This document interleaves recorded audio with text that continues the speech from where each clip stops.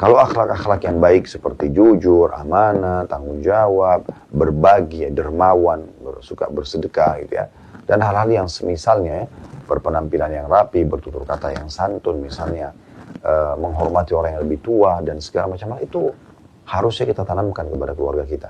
Tapi dari satu sisi, atau sisi yang lain adalah kita juga harus menjelaskan kepada mereka dan sekaligus kita menjadi seorang praktisi menjauhi akhlak-akhlak yang buruk. Lawan dari jujur adalah dusta. Tak boleh kita berbohong. Supaya anak-anak juga tidak terbiasa berbohong. Gitu ya. Tidak boleh juga kita khianat. Ya, amanah yang pernah dititipkan.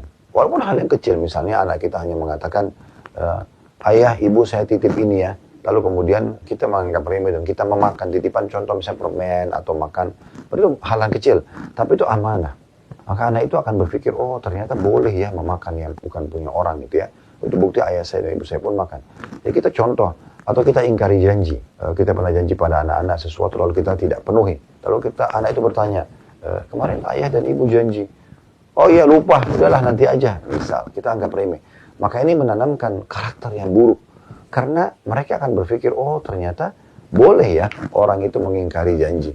Awalnya fitrah manusia itu, Bapak Ibu sekalian rahimahullah, fitrah manusia itu suka dengan semua hal yang diperintahkan oleh Allah dan hal-hal yang baik. Seperti suka jujur. Awalnya semua orang pasti jujur dari kecil. Yang merubah dia adalah lingkungannya, dimulai dari orang tuanya. Awalnya semua manusia tuh suka kelembutan. Lalu dia berubah menjadi kasar karena lingkungannya. Awalnya fitrahnya kenal agama Islam. Nanti orang tuanya yang menjadikannya jauh dari Islam. Sebagaimana sabda Nabi SAW. Kullu mauludin yuladu al-fitrah. Semua manusia itu lahir dalam keadaan fitrah. Fa'abawahu yuhawidanihi. Nanti kedua orang tuanya menjadikannya Yahudi, atau yunastiranihi, atau menjadikannya Nasrani, atau yumajisani, atau menjadikannya sebagai penyembah api, majus. Maka semua ini tergantung lingkungannya. Oleh karena itu, kita harus menjauhkan semua itu. Anak-anak yang tumbuh besar merokok, karena orang tuanya merokok. Anak-anak yang tumbuh besar kasar, karena orang tuanya kasar.